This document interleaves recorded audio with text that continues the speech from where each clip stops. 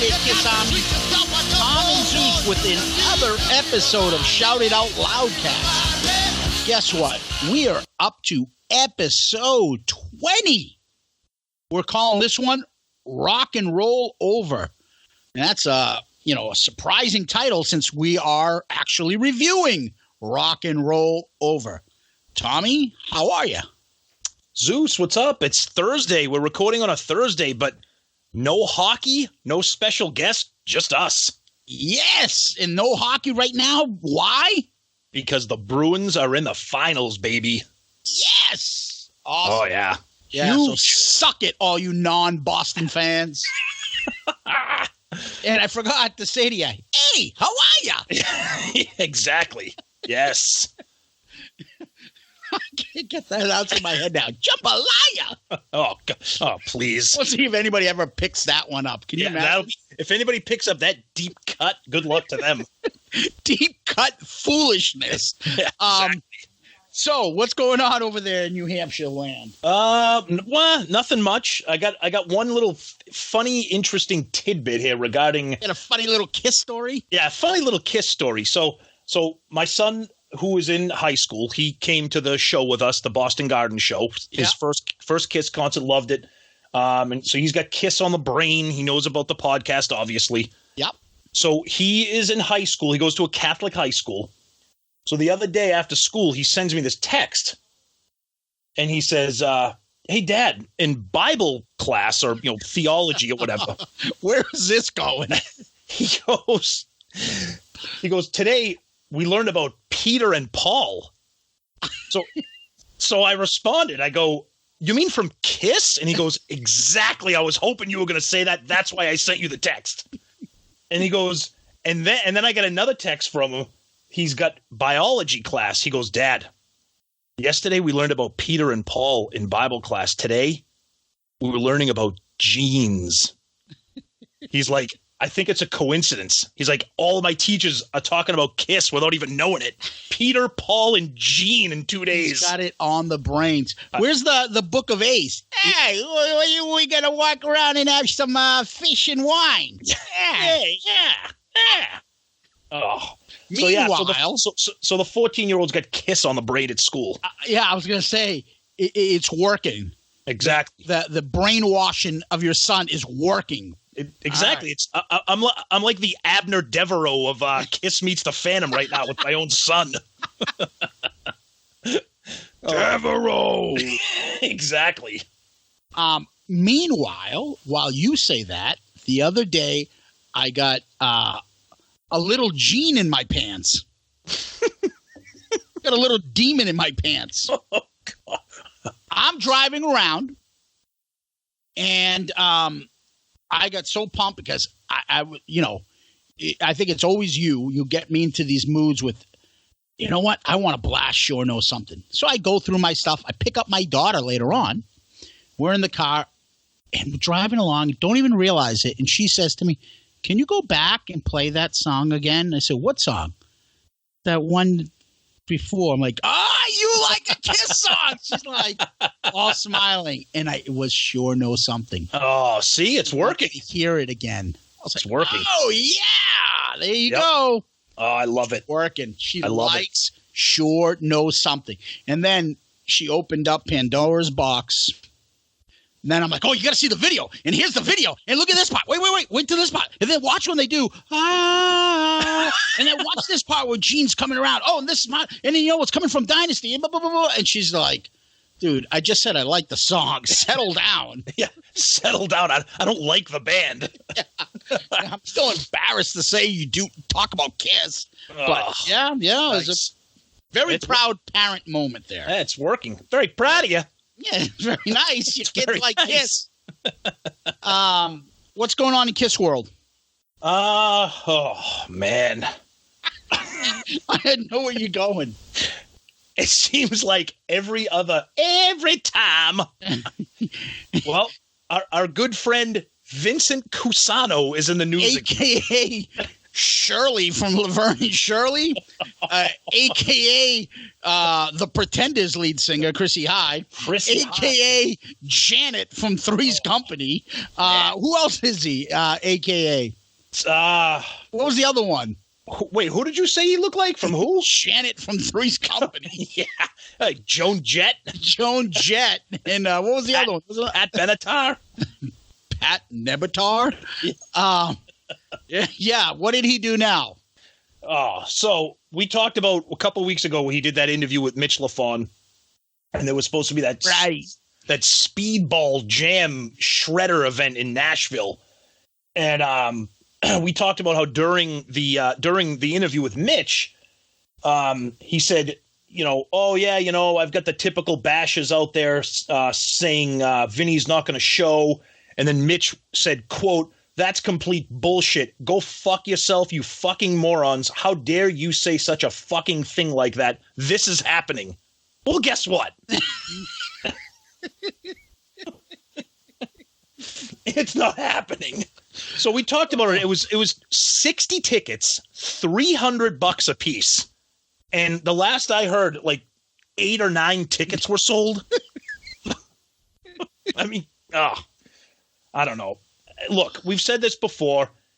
It's easy to shit on him, but he's got issues. We know that. And, the guy has problems. He has problems. And he had problems. He had problems in that area, Tom. He had to get out of that area.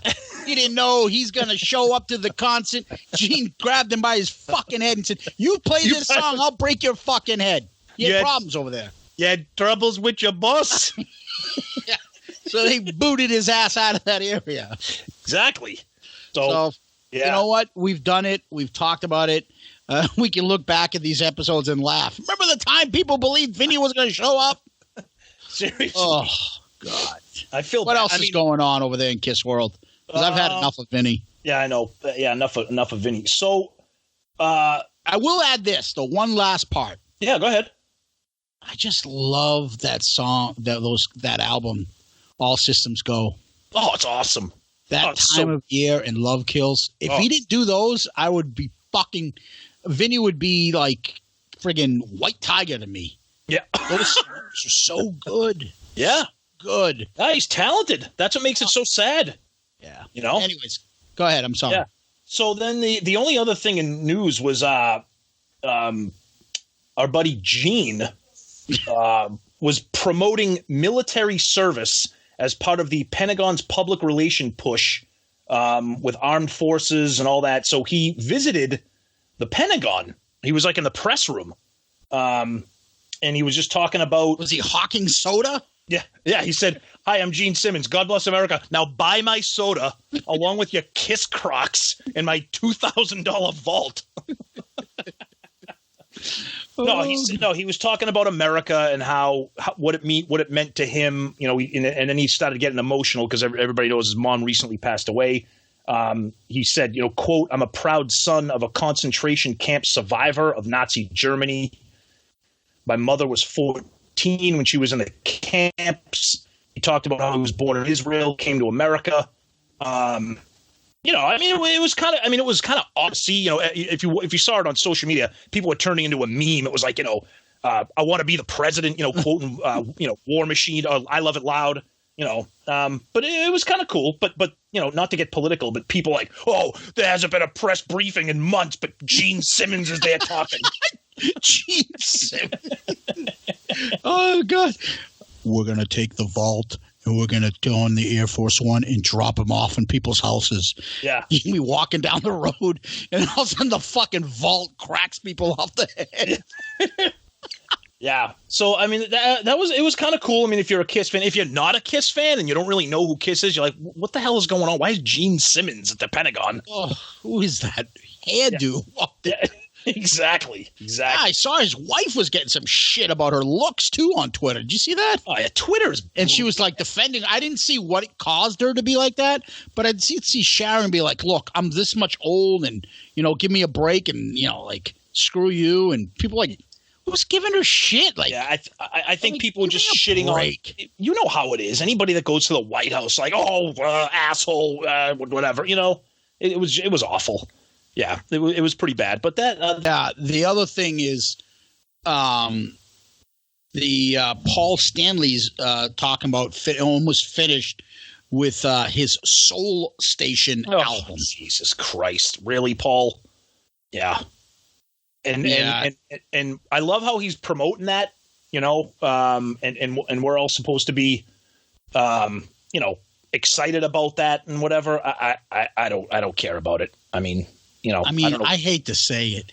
I love Motown. I'm a big, I love the Temptations, one of my favorite bands. And I love Kiss and I love Paul Stanley. He can't do this shit. I mean, come on. Have you heard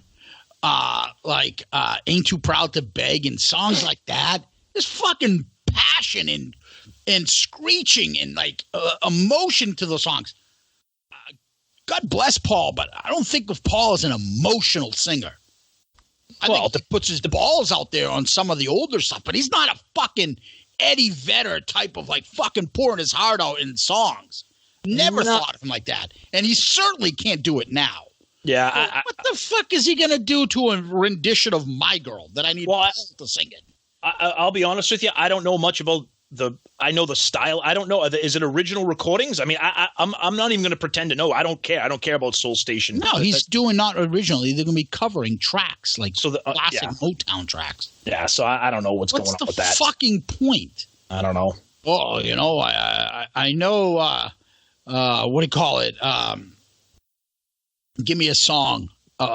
I know that the Tracks of My Tears. Track of My Tears is a great song. Yeah, but he needs Paul Stanley circa 2019 to sing it for me to enjoy it. Well, but if he's wearing his zebra striped Pumas while he sings it, maybe that'll make it sound better. I mean, come on. God bless you, Paul, but soul singer in Paul Stanley is not what I have in mind, and not 2019 Paul Stanley. Yeah, God bless you, babe. Say a prayer. Wish you luck in the future. Say a prayer. Okay, see you later, fruitcake. So yeah, that's really it for news. Well, yeah, because it's quiet because they haven't really started up again. Right. So yeah, so that's about it. Good. Now we had some fun last week with Steve and Michael, obviously from Growing Up Rock podcast, and we do want to give him a shout out because I'll tell you. Ladies and gentlemen out there listening, we had our most downloaded episode last week. Yeah. Last Saturday. Yep. So we want to thank him. We want to thank you guys most of all because you're the ones who actually downloaded us. So thank you. I thought that episode was a lot of fun. Oh, it was great. We got a lot of reaction online. Our buddy Daryl Albert, who does a lot of the fun little videos and takes some of our quotes out, decided to tweet us right before we went online tonight to record this and decided to give me a little shit and was talking about whether he wants his attorney Googling Coney Hatch before trial is a good thing or not. Well, if your attorney's really that good, he can do two things at once. And, since I had to prep for my more important job, co-hosting this podcast, I had to put that as a priority over listening to the judge talk about the facts of my case. Because, who cares about that? Who cares about that? Yeah, exactly. No, Your Honor. That would be Vinnie Vincent circa 1983. Yeah. Incorrect. Overruled. That would be, and on the 8th day, God created rock and roll, Your Honor. And those are my closing arguments. The defense rests. The defense is wrong. The next time you get up and talk this is what you have to do. The next time you have to present anything to a judge, try to find some way to sneak in a Kiss title. Even if there's got to be a way you can figure it out. My client came in like a war machine, Your Honor. Your Honor, my client is claiming that things are getting thrown at him. Stuff's flying around like a boomerang left and right. He doesn't know what to do. Speaking of boomerang. Yeah, exactly. Good segue. So we got a lot of feedback about our episode last week about best and worst closers, and of course, Zeus and I, we think that Boomerang is total garbage. Our buddy Steven disagreed a little bit. I don't even think he had have it on his list. Right, he didn't even have it in his top. That's embarrassing. It's embarrassing, Steven. So one of our Twitter buddies, Nicholas Grayton. Oh God, I feel bad butchering people's names, but my name's been butchered my whole life, so deal with it. Tom Gugliotti. Yeah, exactly. Thanks, that's for you. That's for you, Sonny. Tom Gugliotti. Yeah. It's gelati. Yeah. Like jalopy, gelati. Exactly. Thank you, Sonny. Thank you. So Nicholas said, "I Walk Alone" is head and shoulders above Boomerang. All right, because Steven had "I Walk Alone." Good song. I like it. He goes, in fact, every song in the Kiss catalog is better than Boomerang. The turd I took this morning is better than Boomerang. God bless you, buddy. Yeah, I'm not going to disagree with that, I don't think. No, and I saw that turd. Yeah. He's right. It's better than Boomerang. Yeah, it's not good. It's just not good. Yeah, so that being the case, before we sit here till midnight, let's go into our topic. And what is our topic this week? Rock and Roll Over, a classic fan favorite Kiss album. This is our fourth Kiss album review. Yeah. Of the studio albums. It's not a compilation or a live album. This is the fourth studio album that we've reviewed. Yep. And we're hitting a sweet spot here because we're in the classic 6 in mid-tier. So this is studio album number 5 from Kiss. Yep. Rock and Roll Over. So we usually like to talk about what does that album mean to us personally? How did we get into it? All that other fun stuff. Why don't you lead us off? Yeah. So for me as a Kiss fan, and I've heard a lot of other Kiss fans kind of speak like this. I got into Kiss, with Love Gun when I was, really young, and then I started moving forward. So it was Love Gun, Double Platinum, Dynasty. The solo albums, that kind of stuff. I didn't start going really backwards into their catalog until later. So I didn't really, quote unquote, grow up with Rock and Roll Over. I knew the songs like, I Want You, Calling Dr. Love, Making Love, all, those were all on Double Platinum. That was my experience. But the deeper cuts on this album that we'll get into, I didn't really get exposed to them until much later on in my Kiss career. Gotcha. Yeah. For me, I remember when I got into Kiss as a young kid, like you did, that age, I remembered this cover. I remembered Love Gun's cover. I remembered Destroyer's cover. I didn't remember Alive and Before, the 3 albums prior. Yeah. Those were kind of foreign to me because those were heavier, grungier, like harder rock kind of, more raw. These popish kind of, better production. This is what I grew up with. Yeah. I remembered this cover. I remembered some of the songs. But, we always talk about that we always go back to Kiss. When I got back into Kiss after listening to Animalized live, uncensored with my crazy cousin Mike in Michigan, and I got back into Kiss and I bought Asylum and I started going backwards and I bought the CD, my first CD, Double Platinum. I went back to this album because there's something about this cover. Oh God, yeah, absolutely. And I remembered all the songs, and I got back into it. Yeah, I mean, the one thing about this album, even if you don't like the album, which I'd be shocked to hear many people say that they don't like it, but I mean, you're talking album covers, you're talking like we just said that sweet spot of Destroyer, Rock and Roll Over, Love Gun, the 3. I don't want to give anything away. Probably the 3 greatest album covers, or at least the most iconic, the most memorable album covers, right? Yeah.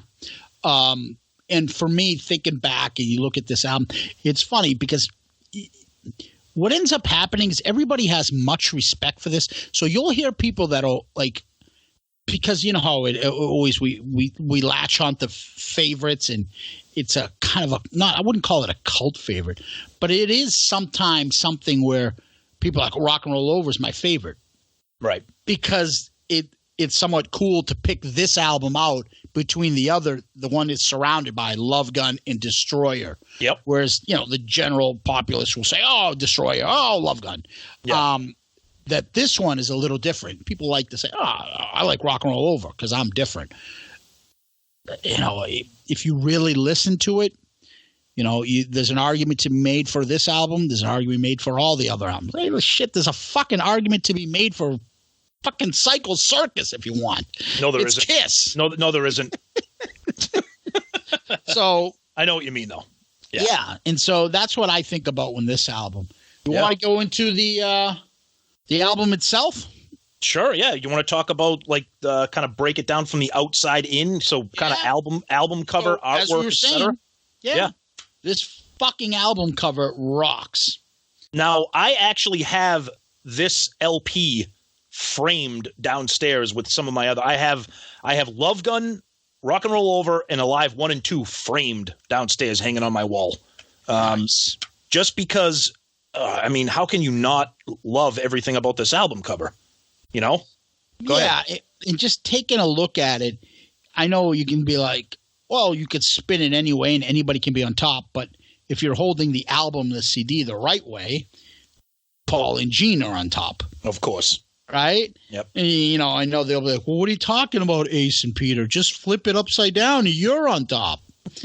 But I don't remember the album like that. It's Peter and Ace are upside down. Right. But that's neither here nor there. It's still a kick-ass album cover. Yeah. And the album was obviously done by the cover, Michael Duray. Yep. Who eventually went on to do Sonic Boom cover too. Oof, yeah, not even close as good as this. Not good. Sonic Boom, not good. Not the cover, that is. This guy has also designed other Time magazine covers. He designed the American Eagle postage for the U.S. Post Office. Yep. He also did logos for the Knicks and a couple other famous logos. Yeah, he's pretty highly regarded as an artist. He's gotten all kinds of awards and multiple recognition, so that's interesting. What also I found and I dug up that is he did a logo for Wicked Lester. Did you know that? Yeah. And he didn't even know later on when he did this album for Kiss that Wicked Lester was a form of Kiss. Right. Prior to Kiss being, the original band that it was at that time. Yeah. And he didn't even know it. But this album is just iconic, this cover. Yeah, you look at the four characters, and it's amazing because the style of artwork for each of the four faces really gives them. You thought Destroyer gave him that superhero comic book look. You look at Gene's face. You look at Peter. Peter looks almost like a werewolf. You know what I mean? Like a wild animal. Take a look at this. For instance, Gene. Yeah. Gene looks badass. Yeah. But he looks more like a lizard. Well, Lizard King with that. He kind of did go, with the demon lizard, with the, I see. Yeah. But do you see what I mean? It's more of a lizard. Yeah. Ace, obviously, with the spaceman stuff and Saturn's up there. Yep. You got Peter. He looks more like a vampire with the fangs. Yeah, he looks kind of Gene's thing. Yeah, and they kind of gave him that green grass behind him, like he's coming out like a jungle cat, like a jungle animal. Ooh, he's cats. Yeah, exactly. Roar. Yeah, he kind of if anything, he probably looks he looks like a tiger or like a lion, like a wild cat. You know what I mean? Oh, did you say a liger? Yeah, yeah, exactly. And then Paul, I don't even know what the wings are. It looks like the Aerosmith cover, but he looks stoned. Yeah, Paul. I don't think Paul gets a lot of love here on this cover because, like you said, each of the characters, not only do their faces look amazing, but they have those backgrounds. Like you said, Gene's got the flames. Ace's background is kick ass with the the planets, and then Paul has I don't know. He looks like a I don't know.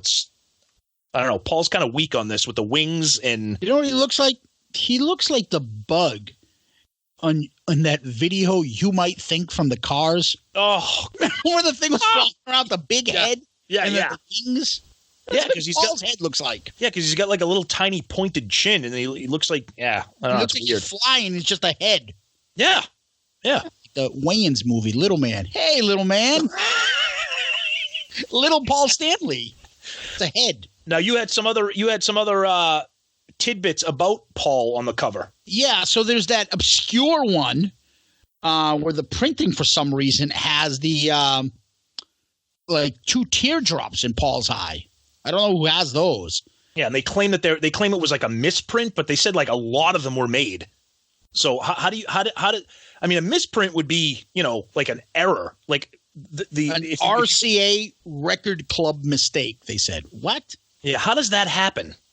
That sounds a little fishy to me. Put a teardrop in his eye. What? Yeah, I don't get it. I mean, opening up the album, it's got obviously the tracks, right? Yep. It's got the weird Kiss logos.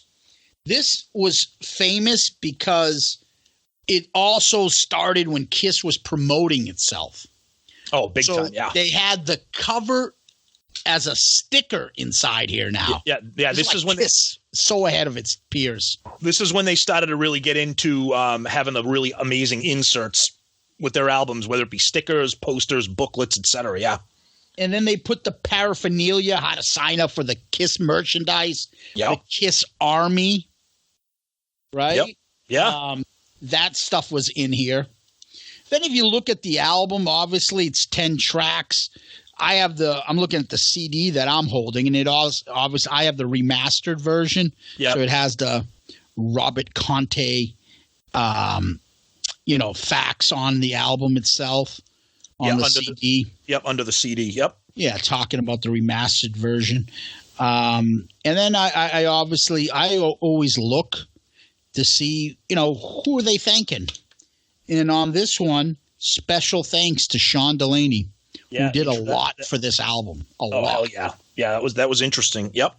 Yeah, and so that's who the one other thing is Corky Stasiak, who was one of the engineers, not to be confused with Corky Buchek. I thought you were going to say not to be confused with Corky Romano. No, Corky Buchek. You know Corky Buchek? What was his famous song? Bing bang, bing bada bing bing bing bing bang. Corky Buchek from Kazakhstan is almost the second most famous person after Johnny the Monkey. So he said that he didn't get credit on a lot of those, and then eventually they did put him on as an engineer. And so he did a lot of the engineering on that as well. Yep. Obviously, the album was produced by Eddie Kramer. The King, Eddie Kramer. Yep. Yes. Yeah. And, if we get into credits, if we're looking at, writing credits, et cetera, one thing about this album, it was the first album where Ace had no writing credits. Yeah.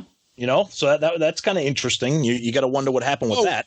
I wanted to add to that Corky Buchek, actually Corky Stasiak. Yeah. He said, so it's not listed on the first 250,000 copies, and now that's a collector's item if whoever has that. Interesting. Wow. Yeah. So there's collector's items like that, or there's collector's item with the tier. I mean, it's Kiss, everything's collectible, but everything. Yeah. Oh yeah. All right. So this album was they started recording on September 30th, 1976. Mm-hmm. Finished October 16th, 1976. Yep. And you know where they recorded this, right? Yes, I do. Tell us about it. Where it was recorded? Yeah. It was recorded in New York. It was recorded with Eddie Kramer at I don't know. I don't want to pronounce it wrong. It was Nanuet Star Theater. Yeah, the Star Theater in Nanuet, New York. Yeah.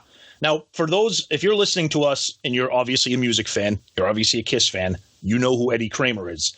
But just a refresher, Eddie Kramer is the man involved with Zeppelin, Hendrix, etc., which is why this album sounds the way it does. Very different style.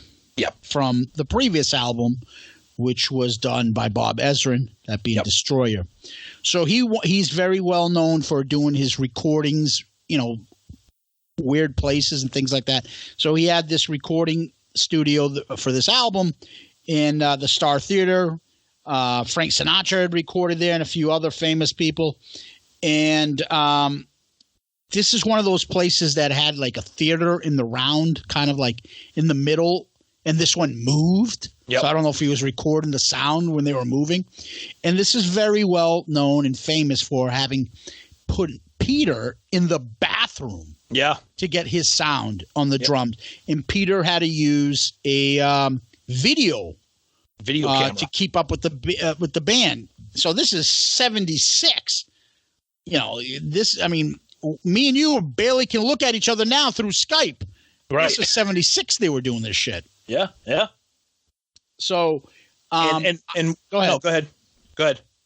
No, I was just going to say so with the drum sound, so one of the reasons why Eddie Kramer was insistent on setting up Peter the way he did was that Paul really wanted like a bombastic Zeppelin-ish, Bonham-ish type of sound.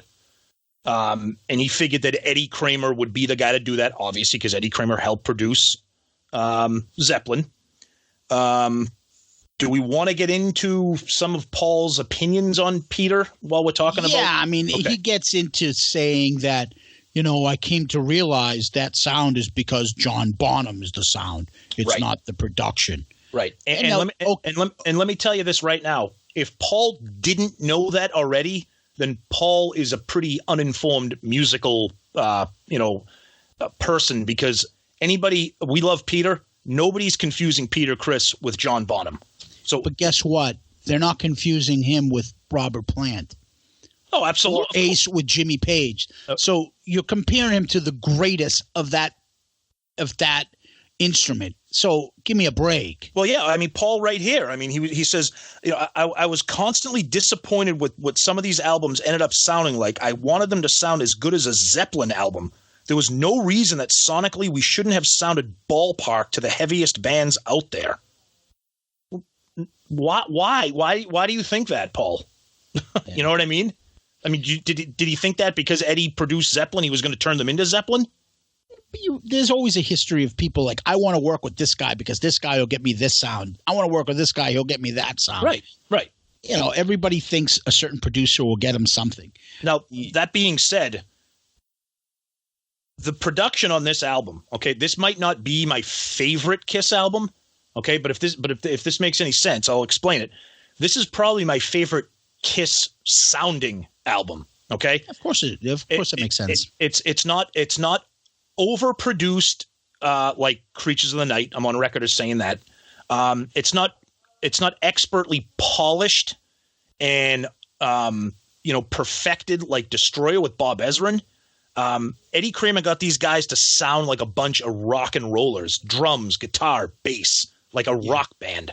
And that's why this sounds, I mean, Ace just sounds ridiculous on this album. He sounds amazing. And even Peter sounds amazing. Yeah. They all sound great. And I credit Eddie Kramer with that, you know? Yeah. So what you're looking for is they thought before all the adulation for Destroyer, which is they get now. Yep. They felt like people, and Paul talks about it, that he was like, well, people said it was different. Different doesn't usually mean it was good. So he's like, so we're like, oh, what did we do? Let's just go back to what we were doing before. The best way is to get like Eddie Kramer. Let's get a stripped down raw version of us, but a little bit more wholesome. Yeah. Not as dark as the first three albums. So, you know, in Eddie Kramer, never mind all those other albums, he produced their demos. He did a live, right? Mm-hmm. Yeah. He ended up doing Love Gun, a live too. So they were comfortable with him. I know Ace got along with him. Peter got along with him. I've read things where he gives compliments to all of them in the band. And I think what was great about it, and I think that's why you like Alive 2, Love Gun, Rock and Roll Over, and I do too as well, is because he gave the other two members respect. And Agreed. He treated them as equals, even if Paul and Gene didn't. Yep. And I think that helped the band come out to be fuller. Totally. Whereas after that, no producer really told Kiss what to do or how to be and what to do. I think Kiss told them, therefore Paul and Gene took over. And the other two shrunk in the responsibilities and effort. Well, if you're not going to ask me for this, and if I don't do that, fuck it. All right, just tell me where to show up and what to do. Yeah. And whereas the other ones, Eddie Kramer was treating them as a band. Yeah. Now let me work with Peter. Let me get the sound I need out of Ace. Let me work on it. And those guys respected Eddie Kramer, and he respected them back. Yeah, unlike Destroyer, where Ezrin just pummeled Peter the entire. I mean, that was a miserable experience for Peter, according to him. But he loved it. He loved the product, and he still says it. Yeah. And and if you read it, he actually does compliment him a little. Peter, he says he came up to the task. Yeah. He doesn't say like Paul, like, oh, he sucked. Oh, he couldn't do it. Bob says he couldn't sing. They all like talk about, at least when I've seen interviews, he talks about Peter busted his ass. He worked his ass off to get where he needed. He doesn't sit there and goes, oh, he didn't have the talent to keep up with me. Oh, I did everything. And he doesn't say that. Neither does Eddie Kramer. He never shits on those guys. Never. Eddie Kramer, and that thing that I think bugs Paul and maybe, I don't know, Gene, but I think Paul more so, that Kramer is like constantly saying, and Peter throws it in out there in the media, that he loves Peter's voice and he loves his playing. He thinks he's a good drummer. Yeah. Paul doesn't want to hear that shit. It Never. doesn't go with the narrative. Exactly. And speaking of narratives, you talk about how the way Ezrin produced Destroyer and had the band sound. According to Gene, he's like, Paul and I were both aware that Destroyer was the right way to go, and we should have stayed with Ezrin for a few more records. But within the band, there was too much turmoil. This is a great quote. There was always a simpler Kiss in the minds of Ace and Peter. What does that mean, Gene? I get it. No, I get it. Go ahead. I get it too. But I think Gene's, it's another one of Gene thinking that he's something that he's not. But go ahead with your interpretation. I'm just going to say a simpler Kiss. I totally get what he's saying. Play the chorus, play the verse, have a good guitar solo, put something rocking in there. That's it. Throw it out. Next.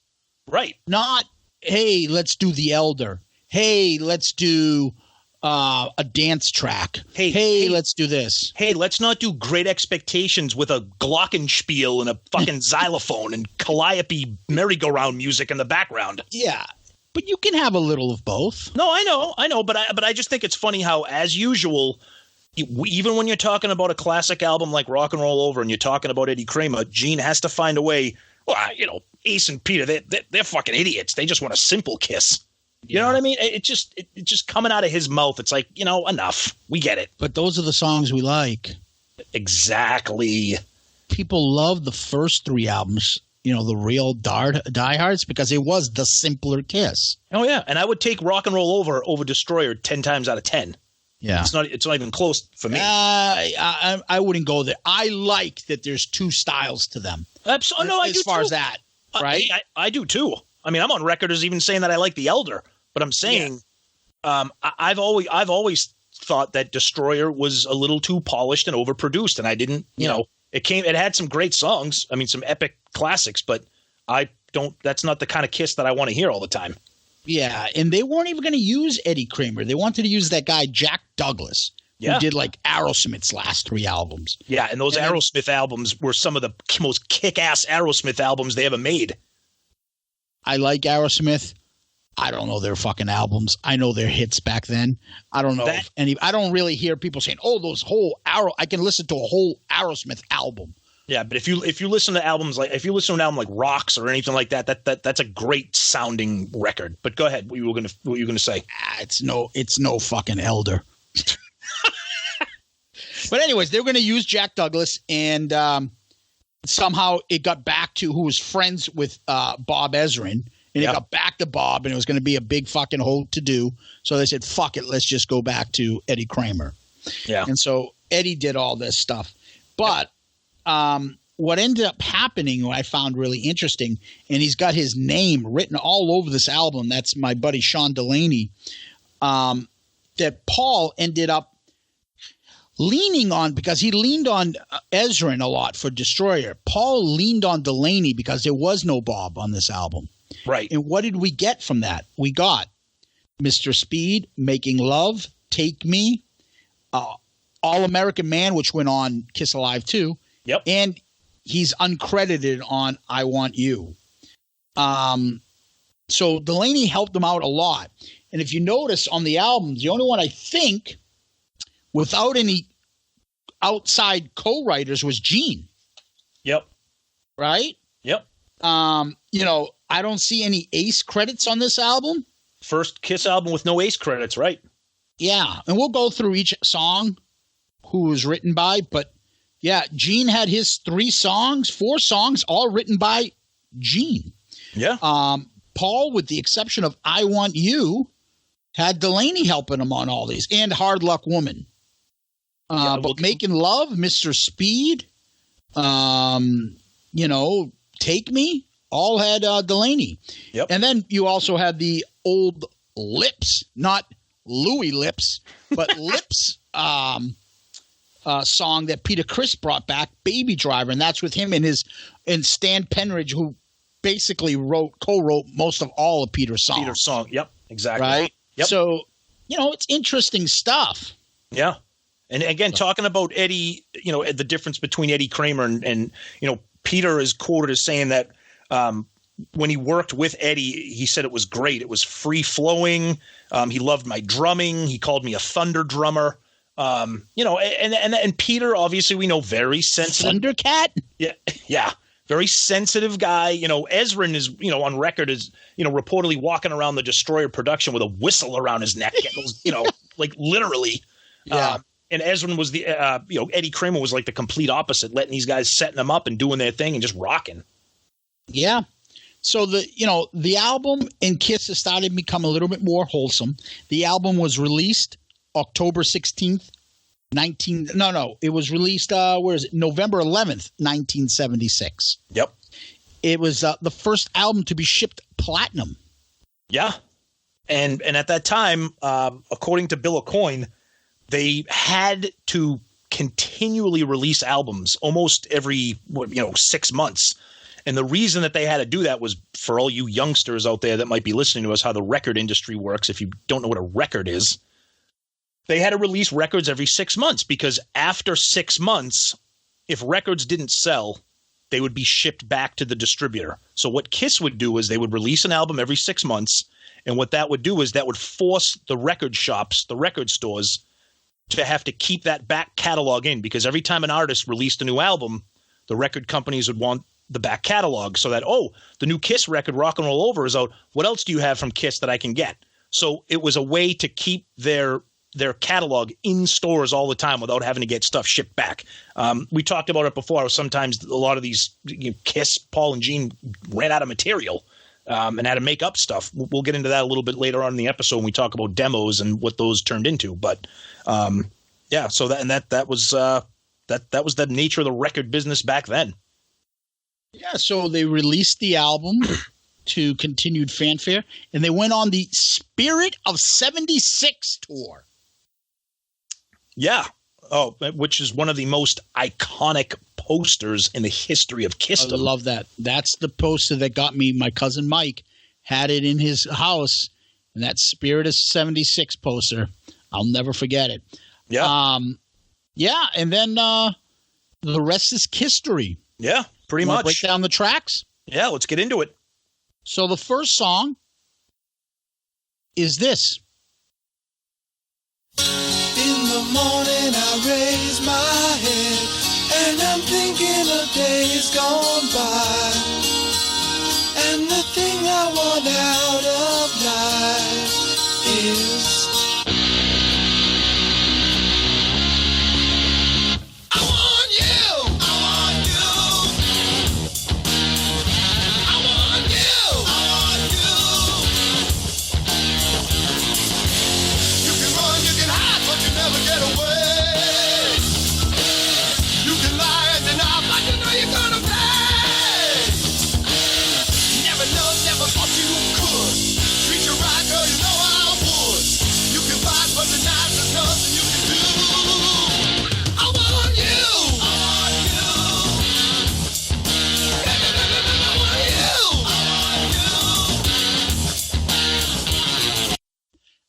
is the iconic I Want You, written by Paul Stanley. Thoughts? It's not one of my favorites. Again, like I said earlier, this is probably my favorite Kiss sounding album. I Want You, I'm not a huge fan of it. I can appreciate, it's kind of an interesting intro, the acoustic, and then it kicks in, the drums are nuts. I think me and you like this song for a different reason. Oh, we'll get into that before this is over. But what do you think? What's your take on this song? I mean, it had a lot of acoustic. I can't remember a lot of acoustic in Kiss songs. I'm trying to think of all the acoustics. Not much out there. And Paul, said he took only a few hours to write, and he wrote it when he was in England, thinking of the Beatles and Zepp, and he's in England. He went back to his hotel and wrote it. And it's acoustic to rock. And so I wrote down like songs like, you're probably thinking of songs like Bring It On Home and things like that start off acoustic and then turn into a kick-ass rock song. Yep. He was probably looking to do that. The other thing of note on this song is Paul plays the beginning of the solo. And if you look at the video, you'll see him play the beginning of the solo. And then Ace plays the second part. And he said he wanted to show a contrast of the two different guitarists in the band and how they interpret their solos. And you can hear that if you listen to the song. You can totally, if you're paying attention, that guitar solo is broken up into two halves, and you can tell the difference. You can feel it when Ace kicks in with his solo. Yeah, and the other part I put is Delaney says that he co-wrote the song and didn't get credit for it. Oh, jeez, a lot of guys complaining about credit on this album. Yeah, and then they also have that flanger effect. Oh, the flanger, the flanger, the phaser. Flanger. They actually use that a lot on this album. There's a couple different songs that this one's a little bit more pronounced, especially at the second time around. I think it's the second time around when they do the chorus. When the drums are leading into the chorus, you can hear that flanger there. Yeah, it's pretty kick-ass. Yep. I'm a fan of the song. I like it, and we've referenced this a few times. So we call it the infamous "I Want You" episode. Oh Jesus, here we go. It's been a while, I know, and we've had some requests to talk about this. So I don't remember. I think it was the Kiss Poison concert. Yes. It was at the time Tweeter Center, I think. Yep. Or Great Woods. Yeah, I can't remember which one it was. I don't know what the name of it was. What is it called now? The Xfinity Center. Correct. Yep. And we had been drinking. I was drinking. And cooking out burgers and dogs all day and Bud Lights. I seriously can't listen to this song without thinking of this story. So this is basically the story. So we're eating this garbage all day. And I think I brought a little hibachi thing with us, right? Remember it? Yeah, oh, yeah. That thing had probably meat on it for like 5 years, not scraped off.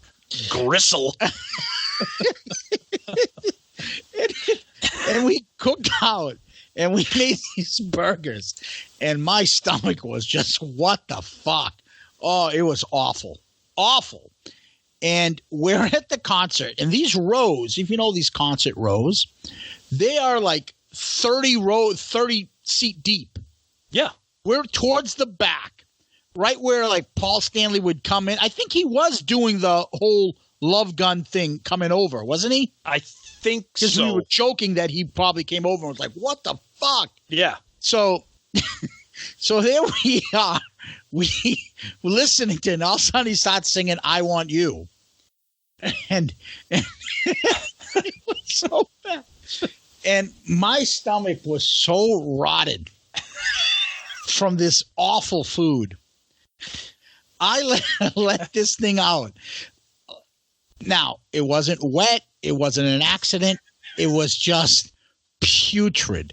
Scent that came out the second the air came out, the fucking whole area stunk. The most foul stench. And this is an outdoor venue. Yeah, the most foul stench you could ever imagine. I'm talking these rows are 30 deep. everybody around us was like in the middle of a Kiss concert. Everybody stopped and was like, "What the fuck is that?" People thought it was like a fucking stink bomb. I had people. Seriously, it was like a. Go ahead. You were breaking up there on the connection. Oh yeah, all right. Sorry. It was. I'm telling you, 30 rows deep. I would look, and I'll never forget the guy. 30, maybe 50 people down. Look back at us and put his hands up in the air and look at us and was like, "What the fuck is wrong with you?" He was like mad. He was upset, as if we let off some like biological weapon. People were upset. They were hardly breathing. People were like, "Oh, what the fuck? What the fuck is that?" Everyone didn't know what happened. And meanwhile, Paul was trying to go in the moment. We're like, "What the fuck?" Everyone's Seriously. dying. It was like, holy shit! I don't think. Our buddy Jimmy grabs like, and I'm like hugging him to try so nobody would know who it was, so that it would be like, it's not me, it could be him, it could be that guy, acting like it wasn't me.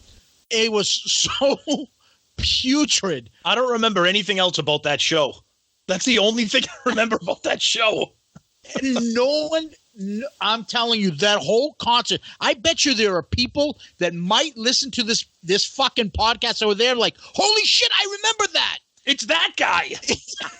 It happened, and I'm not talking about like, 5-7 people around us fucking smelled the fart. That was gross.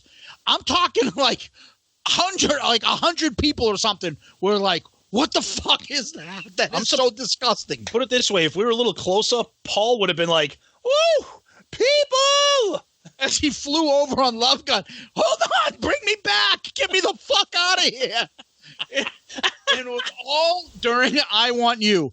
To this day, all of us, anytime that song comes up or anything, if anybody lets one rip, everyone's like, it's not as bad as I Want You. Oh, brutal. All right, that's our I Want You story. Yeah, exactly. Something real pretty proud of you. Anyways, to get us back on track, you know what, Tommy? Take me.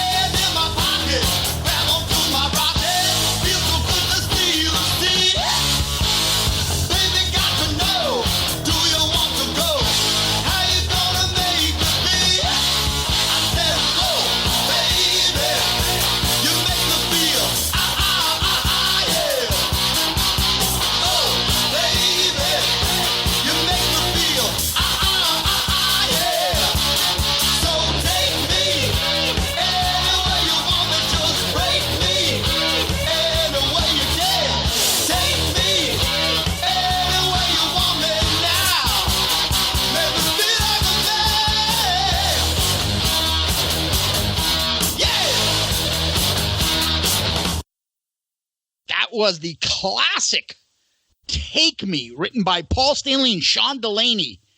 And Tom, put your hand in my pocket and grab onto my rocket.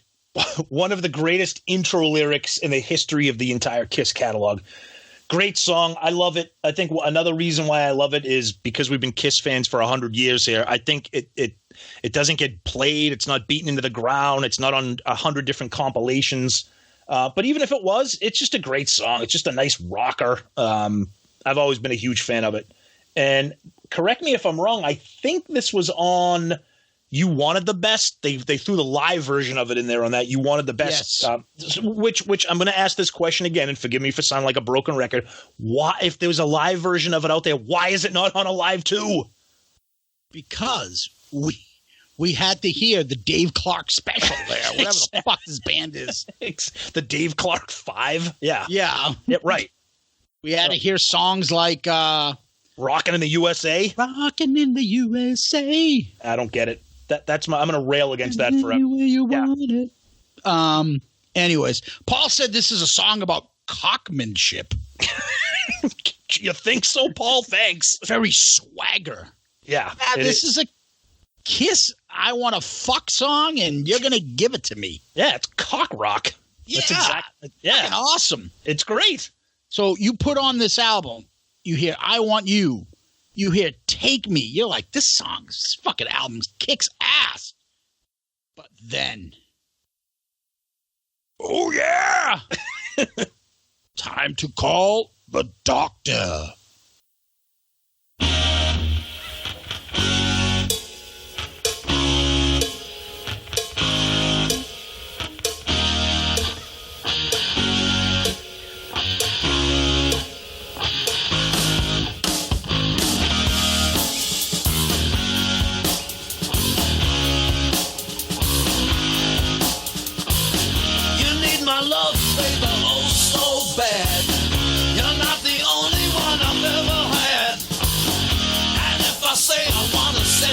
Free. Don't you know you'll be in misery?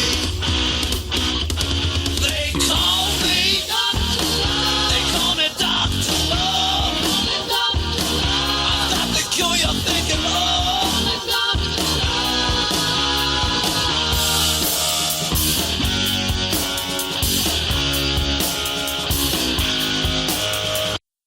Calling Dr. Love, written by Gene Simmons.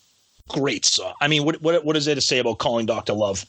One of the most underrated Ace solos on this song, I think. When you listen to this, everybody talks about Gene's voice, the lyrics. Ace's guitar solo, and another thing that I love about this song, I think I've said this before when we do our album reviews. I kind of spent some extra time listening to these albums differently than I have in the past, kind of really paying attention to everything.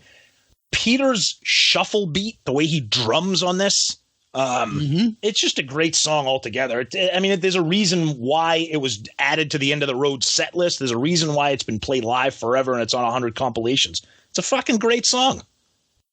You talking about Peter's cowbell?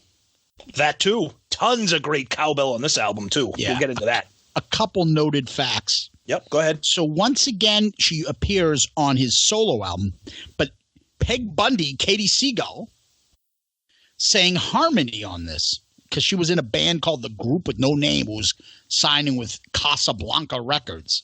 Yep. So he had her singing some. That's an interesting little fact. Gene says, this is about a doctor who has a peculiar way of injecting his patients. Settle down, Dr. Love. Exactly. And, of course, we all know this is famous for Gene watching an old Three Stooges marathon and calling Dr. Howard, Dr. Howard, Dr. Fine, Dr. Howard, Dr. Howard, Dr. Fine. And who didn't love those Three Stooges skits, right? Oh, yeah. So he came up with the Doctor, right? Yeah. And he came up with the Doctor because he originally did this.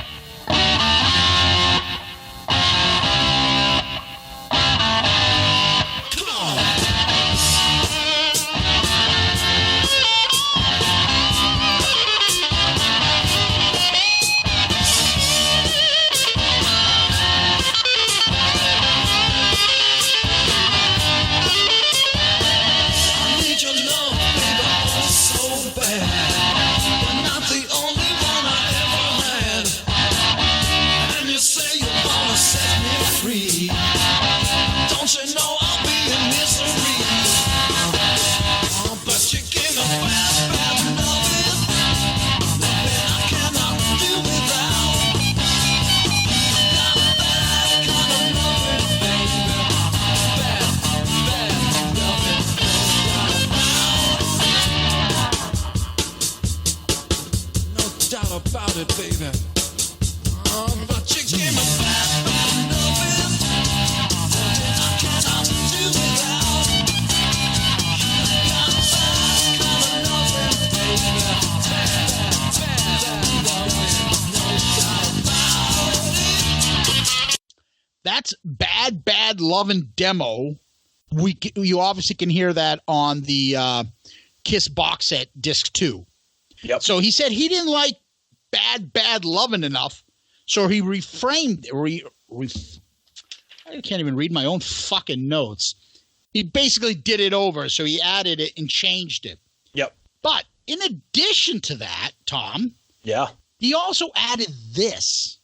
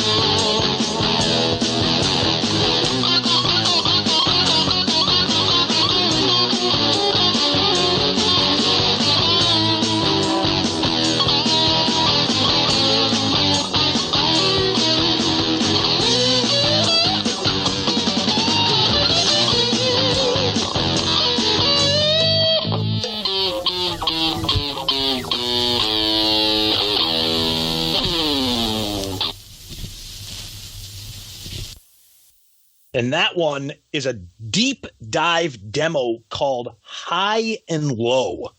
Okay. If you listen to that, okay, the first chorus, you're probably sitting there saying, what am I listening to?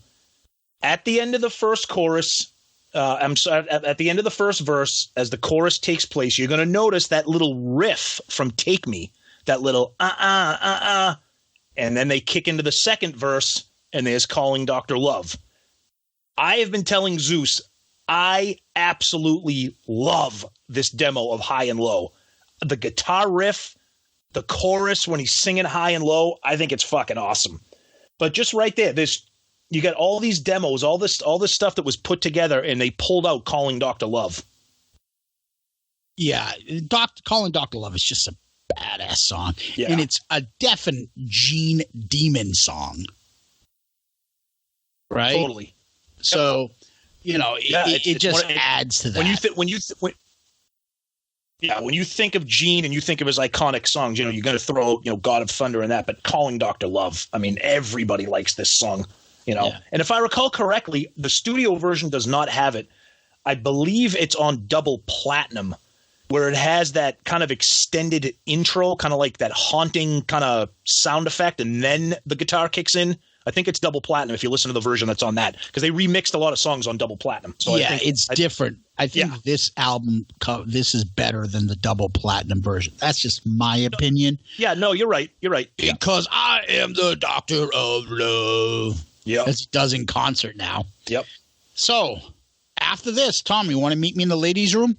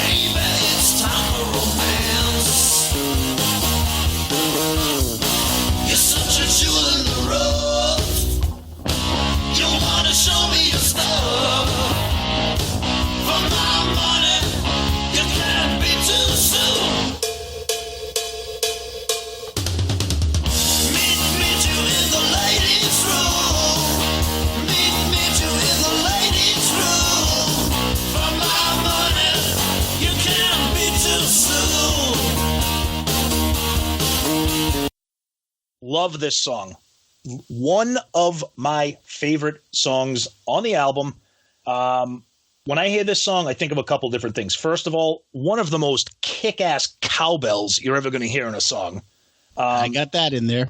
And this is written by Gene Simmons again, alone. Yep.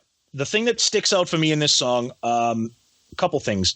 Gene's bass on this song is absolutely unbelievable. If you pay attention to him, the bass line on this song, it's amazing. I know a lot of people talk about the Alive 2 version because it's a little bit faster. Mm-hmm. I actually prefer the studio version for the exact opposite reason. I prefer that this one is a little slowed down. It's kind of got like that slow groove to it. And if you've seen the movie Detroit Rock City, every time I hear this song, I think about the scene in the movie where the kid is being chased down the school hallways and this song is playing in the background. Oh, I love it. I love it. Yeah, supposedly Gene plays rhythm guitar on this. Yep. And, he says it's about a girl you meet in a restaurant and you have nowhere else to go. Yeah, Gene, because it's just, hey, what's up? Are you gonna finish that, or are you waiting for another table? Yeah, would you like to go in the bathroom and fuck me? Oh, okay. You mean when I'll meet you in the ladies' room. We'll discuss our merger, the urge to merge. Settle down, Gene. But here's another one. Where does this come from? It comes from this. Say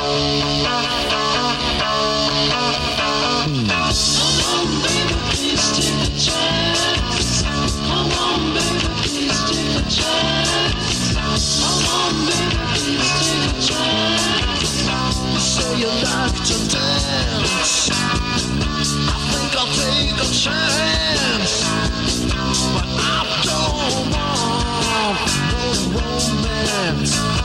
Oh no. You say you'll take me home. I'll try to please your son, baby.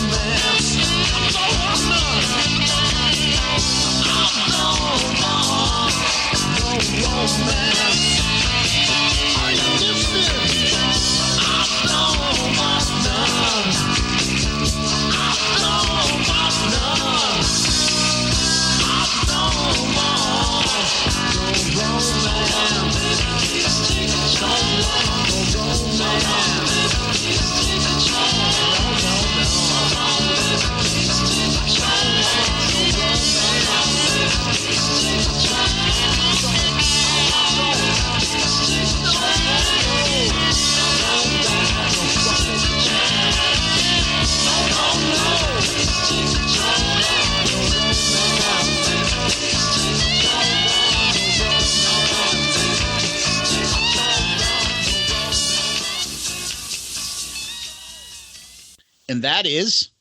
Don't Want Your Romance. A deep cut, long lost demo that became Ladies' Room. Yeah. Yeah.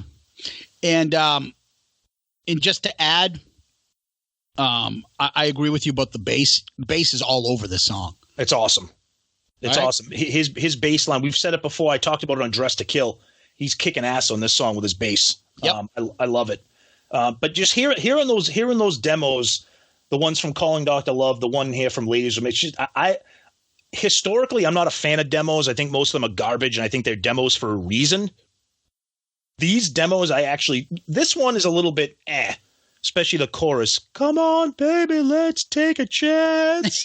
I don't think I need to hear that, but I'm we're all music fans. I like seeing how a song is kind of born, and it's kind of cool to hear that one. Yep. Yeah.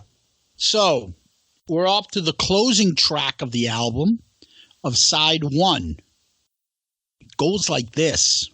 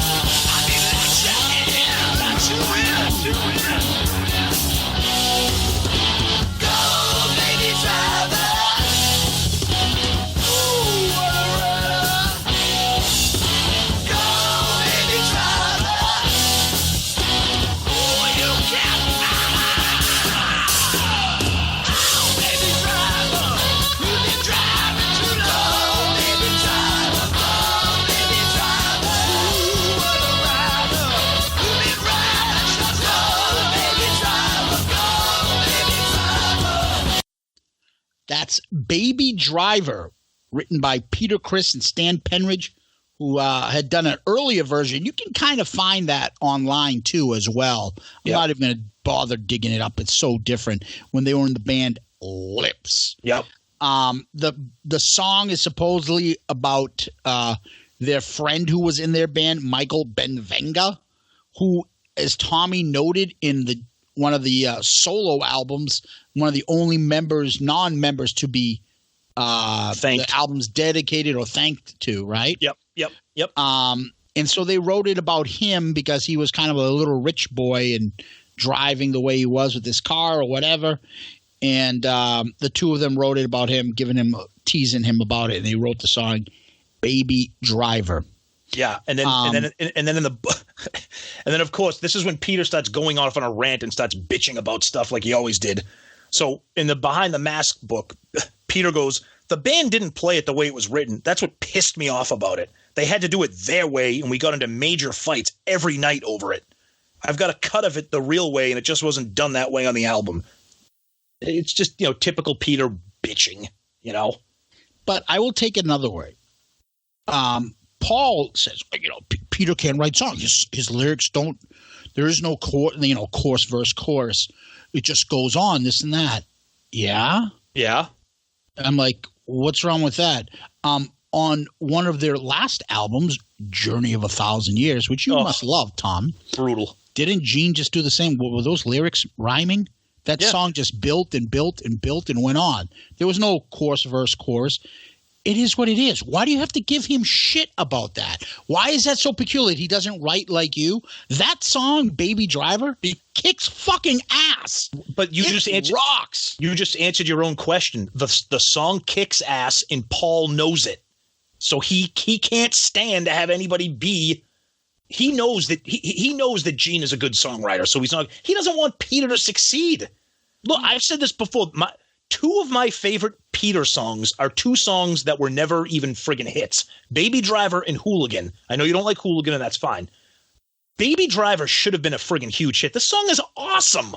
It rocks. Peter's vocals, when he's screeching, that is awesome. You can't teach that. No. You can't do that. Paul can't do that. And Peter says, it went number one in Italy. Well, I don't know, because they have like fucking race car drivers over there. I don't know why it went number one over there, but because of Peter Criscola. Peter Criscola, you want to have a baby driver? You drive the Alfa Romeo, the Italian car. Yeah. And then they also, for some reason, tried this.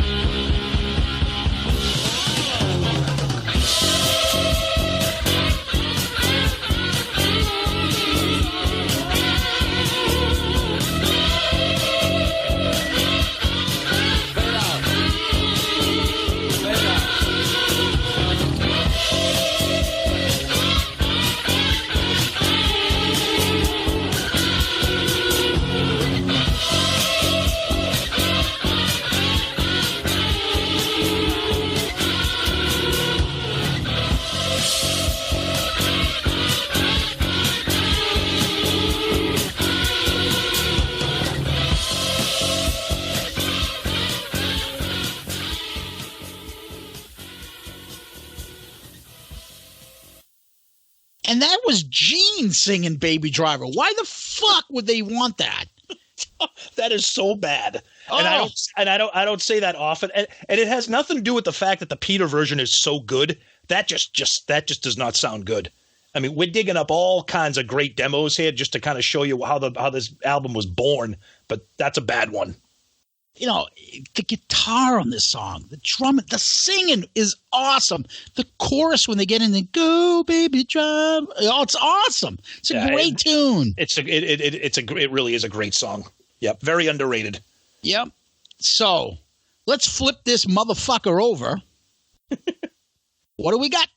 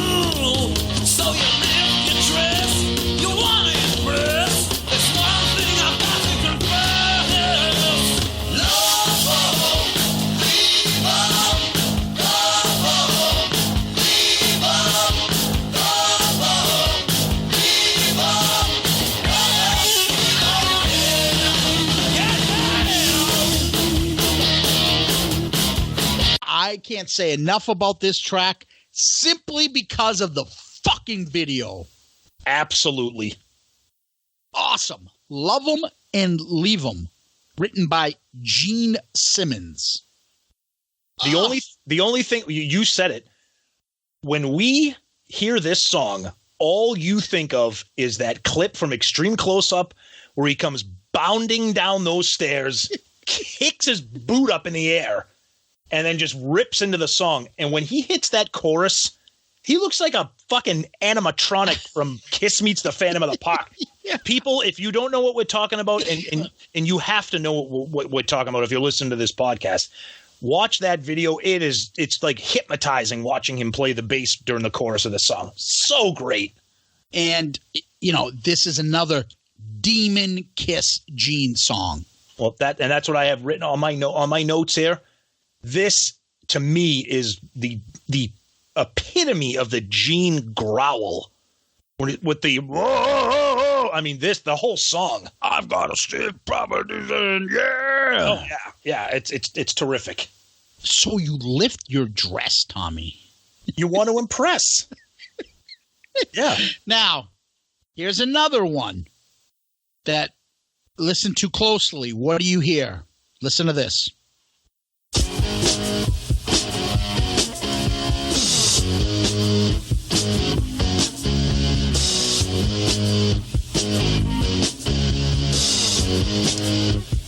Hello, baby. My limousine is waiting, and I see you on my way.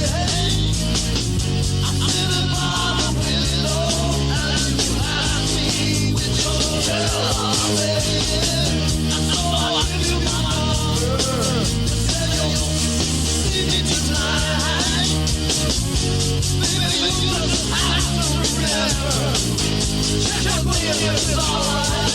If it's alright.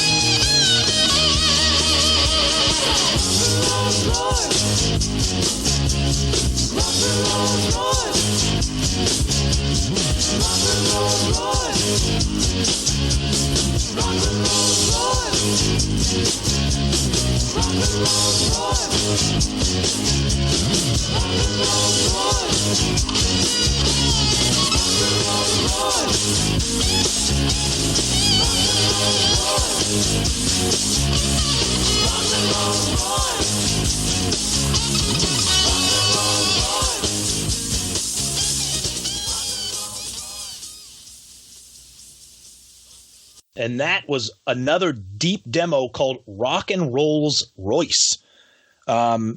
Gene came up with that one. He just kind of, obviously when you hear that, you know, the chorus is obviously different. It's got the Rock and Rolls Royce, but that's Love 'Em, Leave 'Em.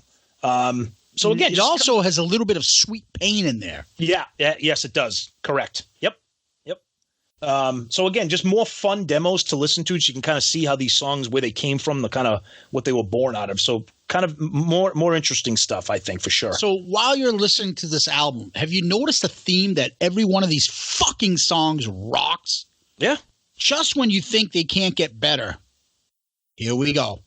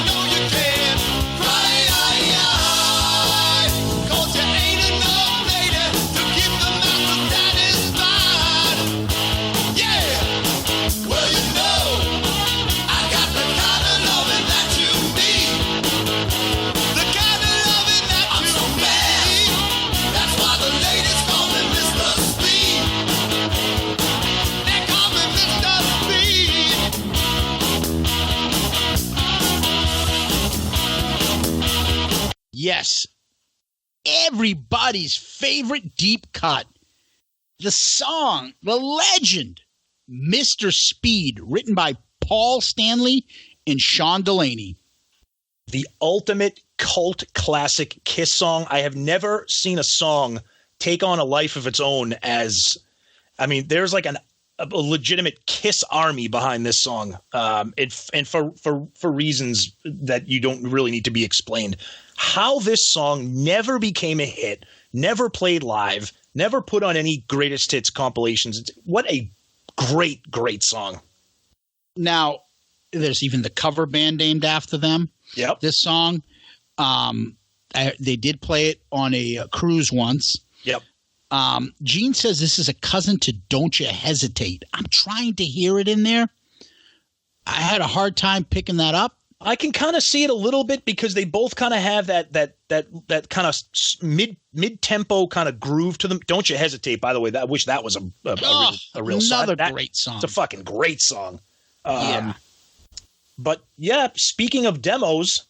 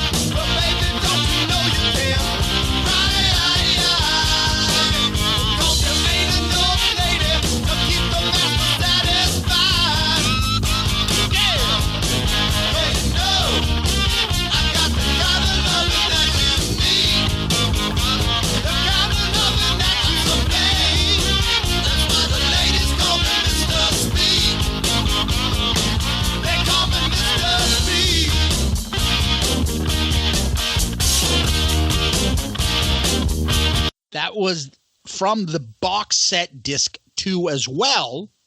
That was the demo for Mr. Speed. Now, I say to Tommy all the time, I believe the demo is better. Bob Kulick was the guitarist on this. Bob Kulick rocks on this demo. I love the lead guitar playing on this. It's so, like, you can hear it in every little after Paul's verse. It's constantly jumping in. Whereas, you know, Ace's work, at least on the track, is refined and held back a little. Bob Kulick's version is awesome. Yeah, I'm a bigger fan. I like the demo better, Tommy. Yeah, I agree. The demo version is excellent, and for that one reason that you said, the way that the guitar just kind of jangles on after each chorus, it, you know, kind of lets Bob Kulick do a little bit of noodling, whereas the studio version, it's very rigid and refined and more scripted. Bob Kulick lets loose a little bit more on the demo version, so I think that adds a little bit more to it. Yeah, and then Paul goes on to say, that's not Peter on drums, but it sounds like G on bass. Just another little fucking dig. No need. Totally. To Oh, yeah, he's never going to miss a chance to get a dig in there. That's true. Yep. And it's about song picking up women quickly. A guy picking up women quickly, not about dropping your load and being a two-pump chump. Yeah, exactly. Because that's what I thought. I'm like, dude, you realize how you sound? Well, I was just going to say that I'm so fast. That's why the ladies call me Mr. Speed. Well, okay. Well, that's not a compliment, dude. You're not pleasing many women. You're not pleasing many women if you're going to do like that, Brian. Well, it looks like you're not doing any business. Yeah. Two-pump chump. Yeah, he was picking up tons of girls in the Niagara Falls area. Yeah.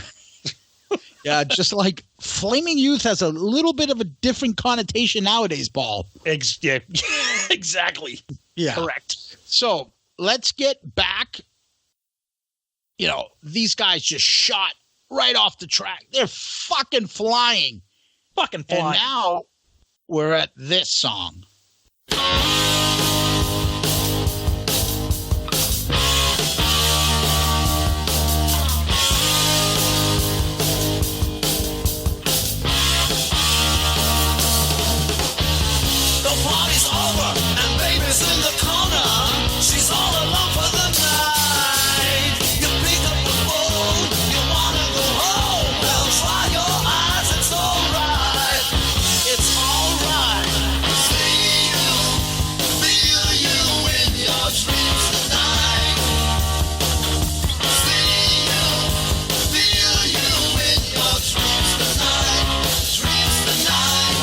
That is See You in Your Dreams, written by Gene Simmons.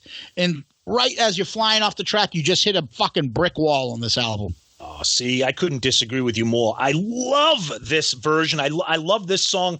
The garbage version on his solo album with friggin' Nell Carter and all those friggin' this version is awesome, and I'll tell you why I like it. This is Gissel. I'll tell you why I like it. Something about the production of this song, when if you listen to it, when the guitar chord, when the chord kind of rips out and the chord just kind of hangs out there and floats, and all you hear is Peter's drums. Listen to that. It's like, and the chord just rings, and then you can hear Peter, and then the chorus kicks in, Gene kicks in. I think it's a fucking great song. I think it gets beaten on. I don't agree with it. I like it a lot. Oh, whatever. From being a perfect album, this song fucking ruins it. From being a perfect album. Gene played a rhythm guitar uncredited on this album. I wouldn't want to be credited on that either.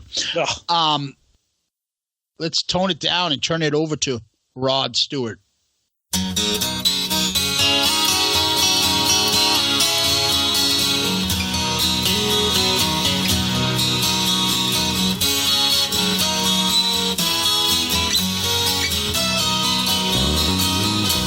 If never I met you, I never have seen you cry. If not for a first hello, we never have to say goodbye. If never I held you, my feelings would never show. It's time I start walking, but there's so much you'll never know. Keep telling you, hard luck, woman.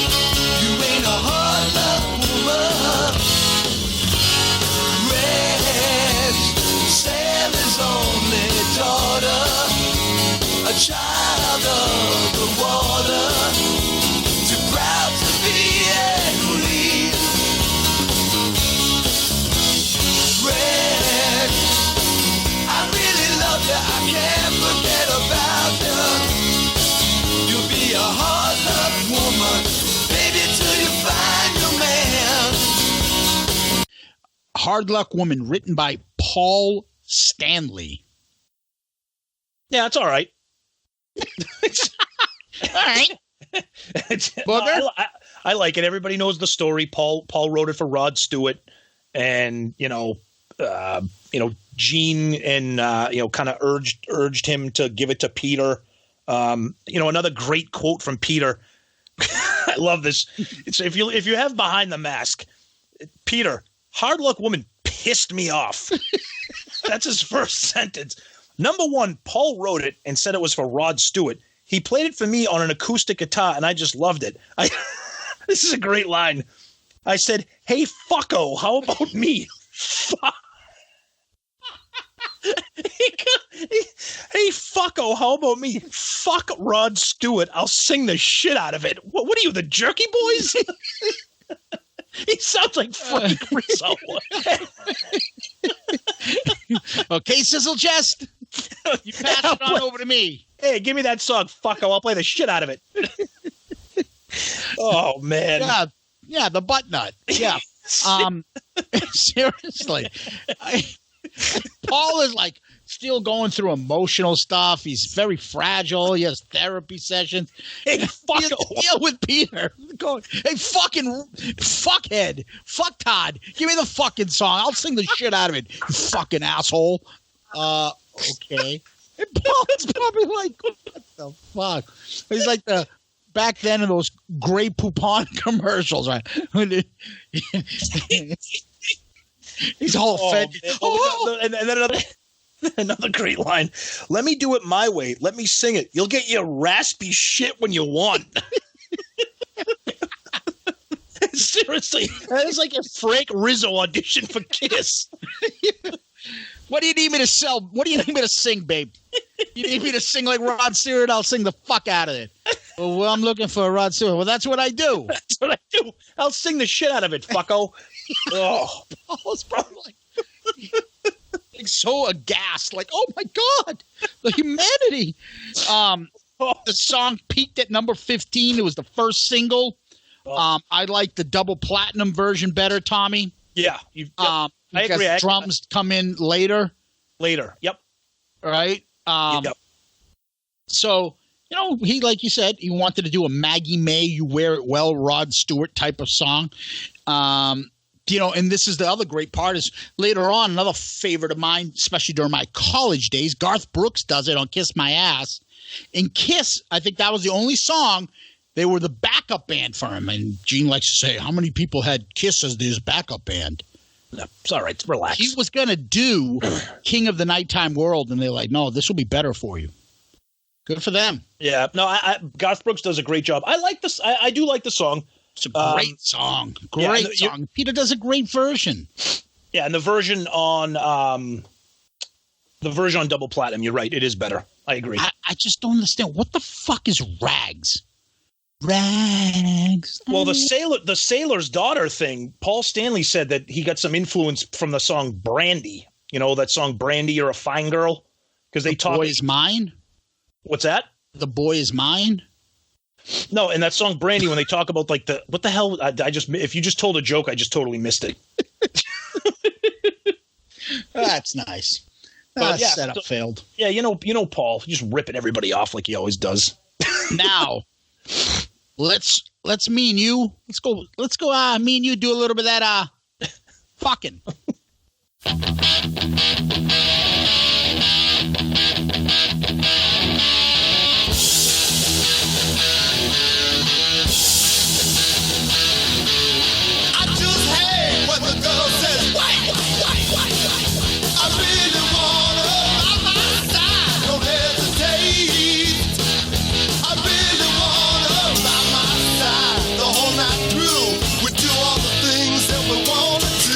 Well, come on, baby, don't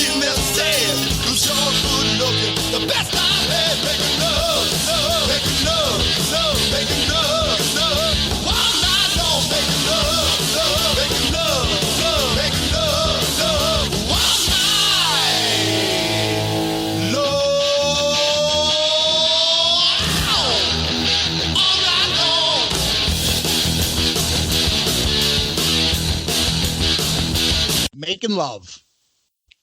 That's all right. I've never been a big fan. We talked about this last week because I think if I recall correctly, I think Steven had this as his number one best closer. Paul Stanley and Sean Delaney wrote this classic track. The guitar on this and the solo are fucking awesome. Agreed. Here's the thing about this song, and I think you just hit the nail on the head. There are parts of this song that I like, but as a whole, start to finish, I don't like it. I know that doesn't make any sense. I think the song rips. The opening, that opening riff, and when the drums kick in, I correct me if I'm wrong. I think there's like a friggin' gong in the background you can hear too. I mean, it is a good song. It's a good song. You know what it is? I don't like the chorus. I think the chorus, I don't like that. Not to mention, it gets a little rapey later in the song. What do you mean? When she says, "Stop, baby, go, go, go. Red light, green light. Don't say no." Okay, Paul. Fucking rapey Magoo on this album. Oh, my favorite. Why don't you start from the beginning? I just hate when the girl says, "Wait." Yeah, exactly. And I want her by my side. Don't hesitate. Yeah, and I love it. After all that, we're going to make love. Make love. Oh, not long. Yeah, it's like that Eddie Murphy skit. You know, when he's like, just made love. He's like, yes, I fucked her, but I make love to you. All right, Paul. Nobody wants to hear a man talk like that. Oh, my darling, I want to make love to you. Ooh. Exactly.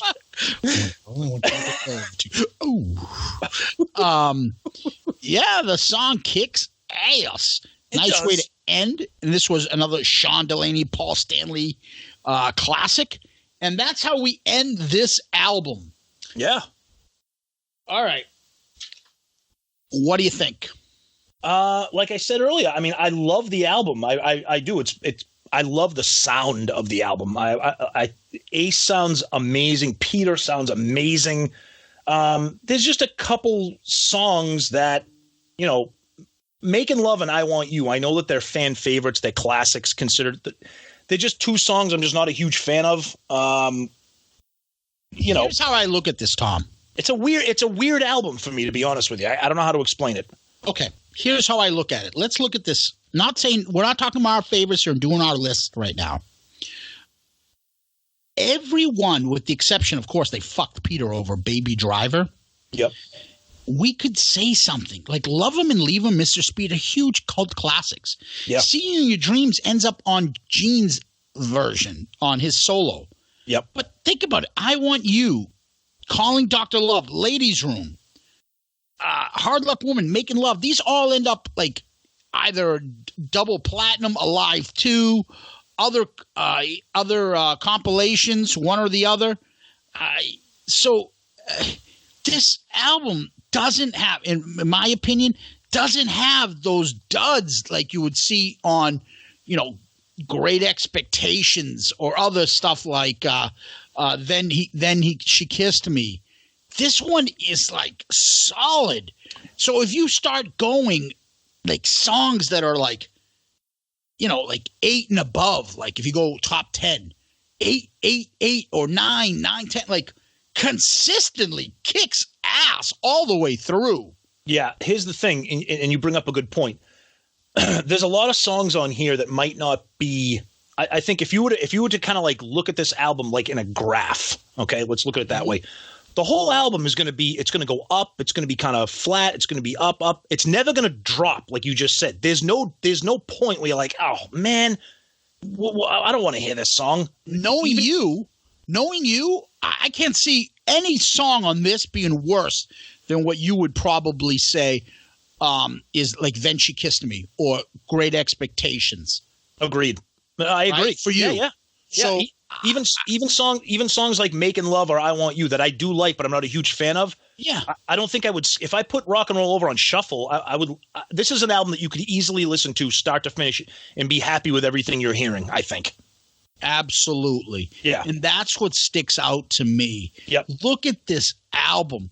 When we were talking about what album's going to come up next and this album came up, I was hesitant to do it because I'm going to tell you right now, Mount Rushmore, definitely for me, for Kiss. Yeah. This might be might be my favorite album. Okay, my favorite Kiss album. There's a lot of people out there that would agree with you for sure. And, not because, this and this and that. It has, and we're going to go through this. Let's go through, we can go through his last list now. Do you want to go through it? Yeah, let's do it.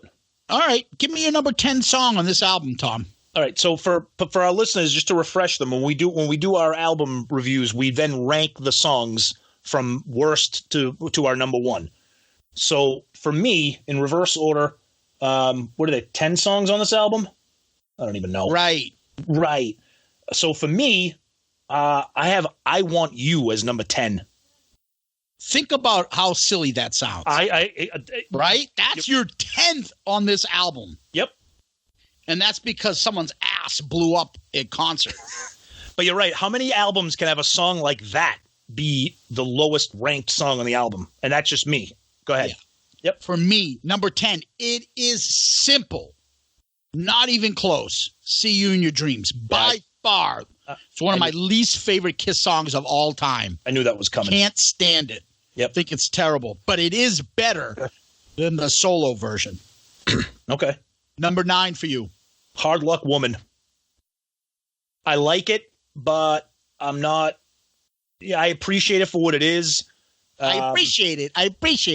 Yeah, I'm just it. Yeah, I just wish there was a little bit more oomph to it. But okay. I like it for what it is. Okay, all right. Number 9 for me. Not too far off from you, Tommy. I Want You. Okay. Yeah. And it could be a little fatigue in there. Probably. Yep. A little flatulence. You're talking probably 10. Number 8 for you. So number 8, See You in Your Dreams. I do like it though. Again, like you said, look at these songs. My 8, 9, and 10 are all to me good songs. Number 8 for me, Ladies Room. Oh, that hurts my heart. Oh, yeah, dang. But you have no idea how high I think of that song. Okay. So go ahead. Number 7 for you. 7 for me is Making Love. It is a ripping song. Definitely. Okay. That's my number 7. Oh, okay. Interesting. Making Love. And I the solo just puts it above Ladies Room for me.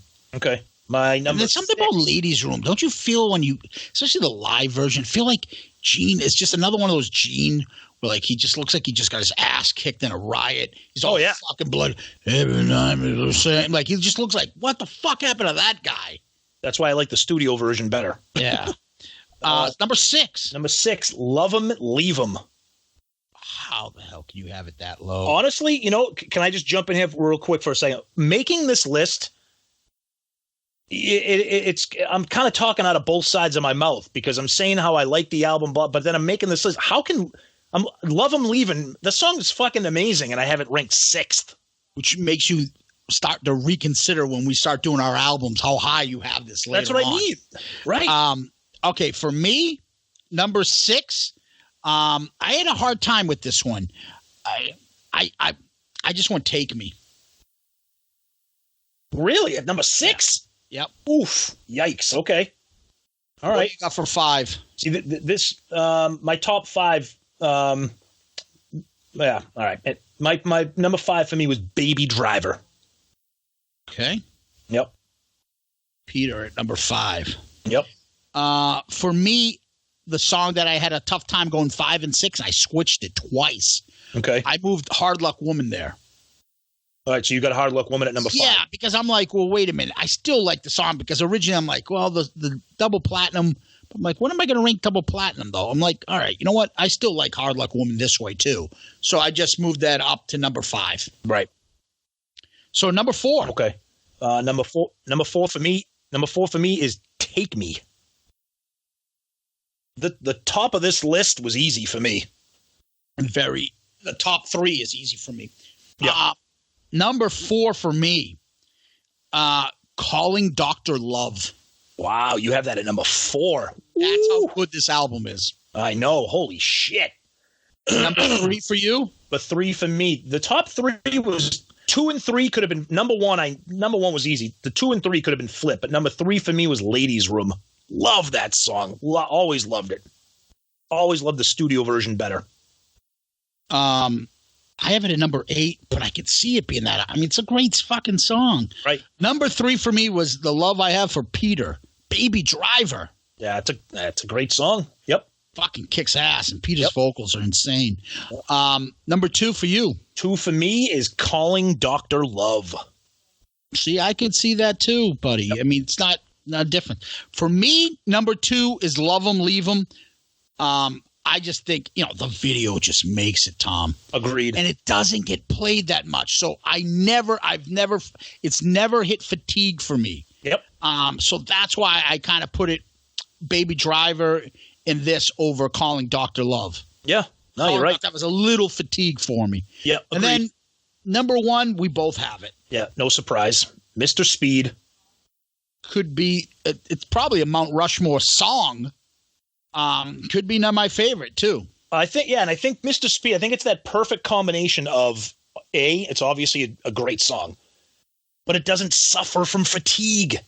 So you get the best of both worlds with it. You have a great song that you never hear. You know what I mean? The riff is awesome. The vocals are awesome. Oh, it's great. The chorus, I say this all the time, and forgive me for being a broken record. I don't know how it wasn't a hit. I don't understand. And I don't get how they don't understand that they should be playing it. Yep. And that's a song. Paul could sing that now. There's no real high points in that vocals that he couldn't reach. Absolutely. So your number 1 is Mr. Speed. 2, Calling Dr. Love. 3, Ladies Room. 4, Take Me. 5, Baby Driver. 6, Love 'Em and Leave 'Em. 7, Making Love. 8, See You in Your Dreams. 9, Hard Luck Woman. 10, I Want You. Yep. Me, 1 through 10, Mr. Speed, Love 'Em and Leave 'Em, Baby Driver, Calling Dr. Love, Hard Luck Woman, Take Me, Making Love, Ladies Room, I Want You, See You in Your Dreams. Now we're going to rank album covers. So we've done Dress to Kill, Gene Simmons, and Animalize. Tommy, where do you put Rock and Roll Over? Album covers, absolutely number 1. Okay. What's number 2 for you? Ooh, well, I got to go Gene Simmons. And then Dress to Kill, 3? Yep. All tough.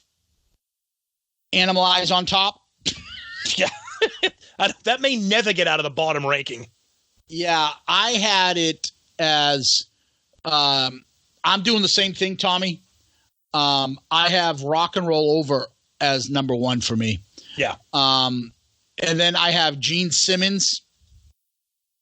And then I have Dress to Kill. And then obviously Animalize. Animalize. Yep. Okay. Okay, so that's album covers. Now, what are we doing for albums? We did those 3 albums. Tommy, so far you've put in your order Dress to Kill, Gene Simmons, Animalize.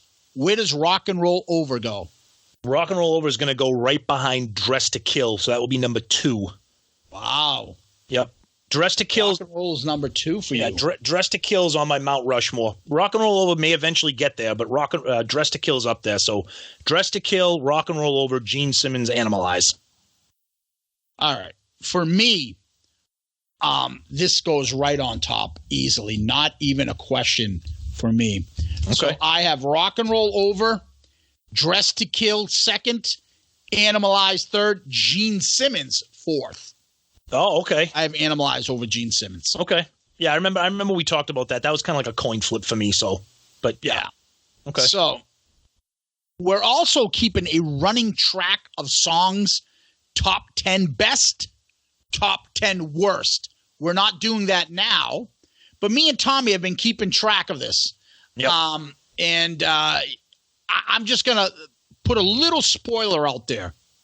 I've already done, so you're talking about the 4 albums that we reviewed. Rock and Roll Over, just Dress to Kill, Animalize, and Gene Simmons solo. Let me count real quickly. 5 now songs just went to that top 10 list. I think I did the same thing. Okay. Yep. Maybe I may have had 4. I can't remember. I don't have my list in front of me, but I think it might have been 4. Now, our top 10 worst songs. We're going to eventually leave the middle out, but we're going to do top 10 best and worst. Yep. Top 10 worst songs. Only one song made it in for me. You may not even have a song that makes it in the top 10. I don't think anything off this made it. Yeah. So, you don't think friggin' Making Love will get knocked out by Murder in High Heels or While the City Sleeps? Hell no. Nope. I don't think so. Yeah. I love this little fucking Excel spreadsheet we have here, Tommy. It's awesome. Fantastic. Oh, yeah. Next, let's talk about questions. Do you have any questions? Yeah. Before we get into questions, I want to throw out a little bit of a tidbit factoid, okay? Yeah. So, let me pull this up. So every Thursday, we do like a little teaser on our social media about like what the upcoming episode is. So by the time you hear this episode, it's Saturday. You're gonna know it's Rock and Roll Over. So I couldn't believe I found this, and after I found it, I remembered reading about it. So the picture that we posted for Thursday's teaser was a picture of the band in full dress rehearsal for the Rock and Roll Over tour. Full gear, smoke, lights, everything. The interesting thing about that picture was that it was taken not far from us. Okay? Ooh. For some reason, in September of it was November. In November of 1976, for about a week, and I don't know why they did this, Kiss used the National Guard Armory building in Reading, Massachusetts, which is just north of it's a suburb north of Boston. It's called Camp Curtis Guild. It's a National Guard Armory building. And for about a week in 1976, Kiss used that building for dress rehearsals for the Rock and Roll Over tour. I don't know why, because they weren't even in Boston. They spent about 2 weeks in New York. Then they traveled to Reading, Massachusetts, and stayed there for about a week. Camp Curtis Guild is still there. It's right off the highway. If you're heading towards Reading, Massachusetts, the building is still there. So I just thought that was pretty interesting. So that picture you see is them performing not far from us. Nice. Yeah. And I bet you that gives a little star child to people in their pants, doesn't it? It gave one to me. Oh, I'm close to Tom and Zeus. Oh. Oh, those shoes. So right. Let's go back to questions. What do you got? What do you got there? So the first question, it's topical. Most of the questions we get from our followers and everybody, and thank you for the questions. Like I say every week, if we don't get to them, we will get to them. I would never ignore a question. So this one came from our friend in Italy, David Zanet. He asks, what really happened to Ace on the Rock and Roll Over tour when he was electrocuted? Ooh. So, because we're Google, fuck Google, you come to us, we'll answer your questions. That's us. So, what happened here is, I did a little research here. This was in Lakeland, Florida. Right after they played Detroit Rock City, Kiss performed that song on the top of their set before descending down the stage for the next song, down the stairs.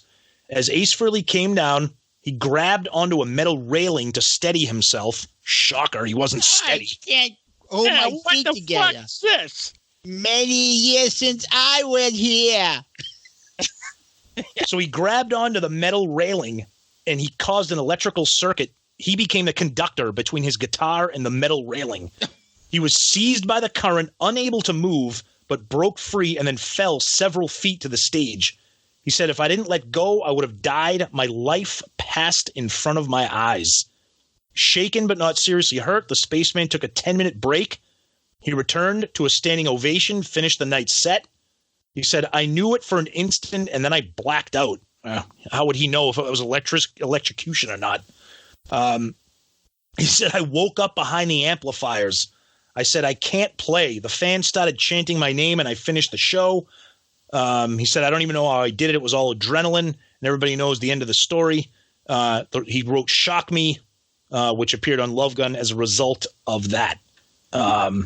So that's a cool question, very topical. And David had a 2-part question. The second part of this question had nothing to do with that. He asked some questions about Sean Delaney. On our underrated and overrated episode, Zeus gets into some really deep cuts, some good information about Sean Delaney and his importance to the band. So that was pretty cool. Anything to say about that, Zeus? Anything about Ace getting electrocuted and Shock Me? Yeah, where's my Grammy? Exactly. No, I mean, we know the story. Right. Obviously, he's fucking fried in the brain, and maybe that helped move it along, unfortunately. But, it's part of rock and roll and his image. Bad boy. Fucking crazy shit happens to Ace. Yeah. God bless him. He's still ticking. Yeah. And, as far as, he got a great song out of it. Yeah. All right. So another question. I'm gonna answer this. I'm gonna bring this one up just so we can, like I said, we like to answer our followers' questions. This is from on Twitter. This is from Victor Cologne. We're not going to spend a lot of time on this because we've answered it many times before. But like I said, I don't want to ignore anybody. How do you feel about the rumors that Paul Stanley is lip syncing? Zeus, go ahead. What are you trying to do to me? I know. Do you want me to go on a fucking tirade again? No.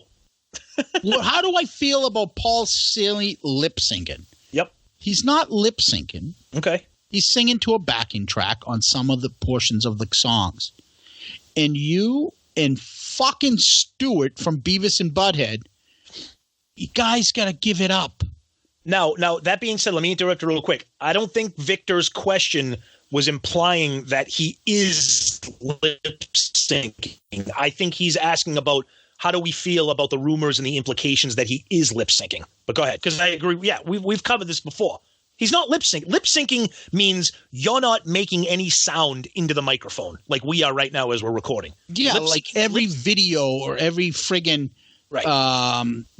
stupid 80s friggin' concert things, like to all those shows that people don't make perform.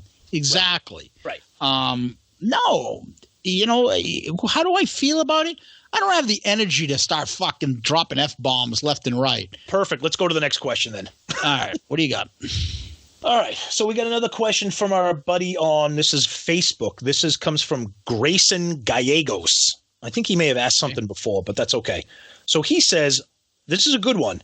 He says, my 11-year-old son, Chris, he's a big fan and a listener of the podcast. Oh, shit. Great. We have an 11-year-old listening to us. That's not good.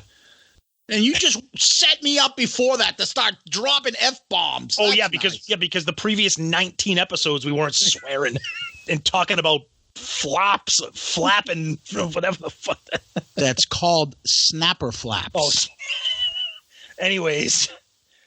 He wants to know why people consider War Machine underrated, and he wants to know why Lick It Up is the only song that gets any real action in radio play, quote-unquote radio play, from the Lick It Up album.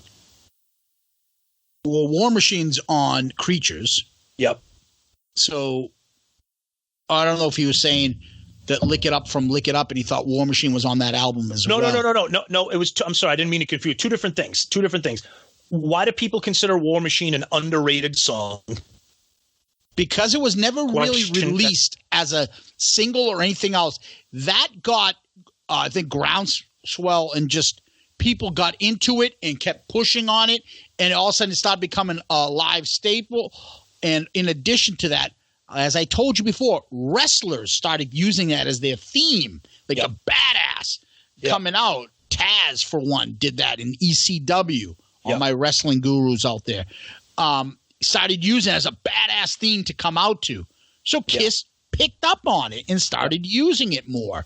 That's why. Yeah, I think it wasn't a single, like a chart that they always played. I think it picked up, so that's why it's underrated. Yeah, versus Lick It Up was the title track to the album, to the fucking single, to them taking off the makeup, the publicity. Lick It Up came out as, here's Kiss now without the makeup, and that was the signature song for them without the makeup. Which is too bad because the song fucking blows, but that's okay. The song rocks. But to follow up on your War Machine thing, yeah, I think in the Kiss world, I think underrated, it's kind of like with Mr. Speed. If the song, like you said, that I wish the Kiss Army could do for Mr. Speed what they did for War Machine, meaning, like you said, it was never a hit, it was never a staple. It just now they're playing it on the end of the. So I think that's why when you think it's underrated, it's not I Love It Loud, which we look at underrated as if you pulled a casual Kiss fan off the street, would War Machine ever be mentioned by them? No, they'd say Rock and Roll All Night, Detroit Rock City, Beth, those. Lick It Up, right? I Love It Loud. They'd never say War Machine. So I think that's why people consider it underrated, although it's a great song. So those are our questions for this week. If we didn't get to your questions, believe me, we will. We love the questions, and we're not going to ignore anybody. But maybe somewhere down the road we'll get into we'll do a mailbag episode. Maybe we'll do that soon. Absolutely, that's a great idea. Maybe we'll do that real soon. Yep. So, where can people find us, Tommy? Well, we are available any way you can get a podcast. Apple, iTunes, Google Play, Stitcher, YouTube, Podomatic, Podchaser, Spotify. Spotify. Please listen, subscribe, like, review, especially on iTunes. Give us one of those 5-star child reviews that we love. You're taking my lead there. That we love. We've said it before. The more reviews we get, it increases our visibility. It'll come up as recommendations for other people, and we love that. We want to hear from people. If you like us, tell us. If you don't like us, tell us.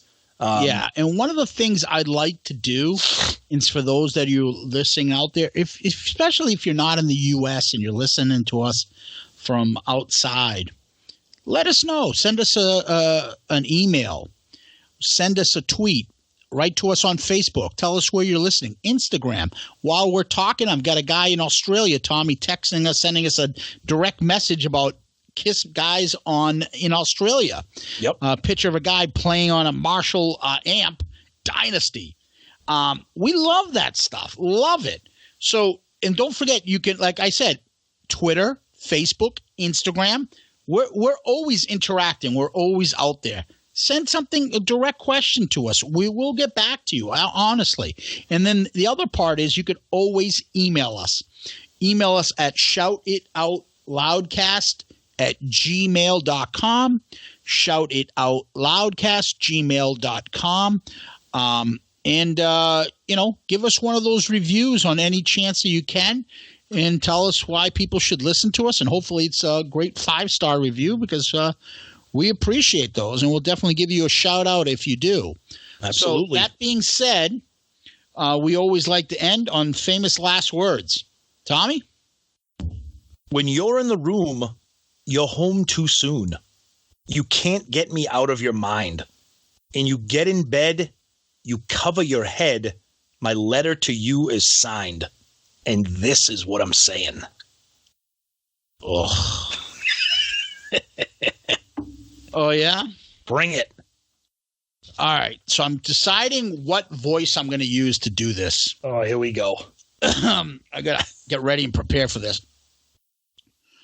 They call me Dr. Love. They call me Dr. Love. And I'm going to do this in the Gene voice, the last part, because he always says it this way, too. I've got the cure you're thinking of. Oh, man. Nice. On that note, thank you, everybody, for listening. Till next week, we'll talk to you guys soon. Thanks again. Thank you, everybody. Peace out, Girl Scout.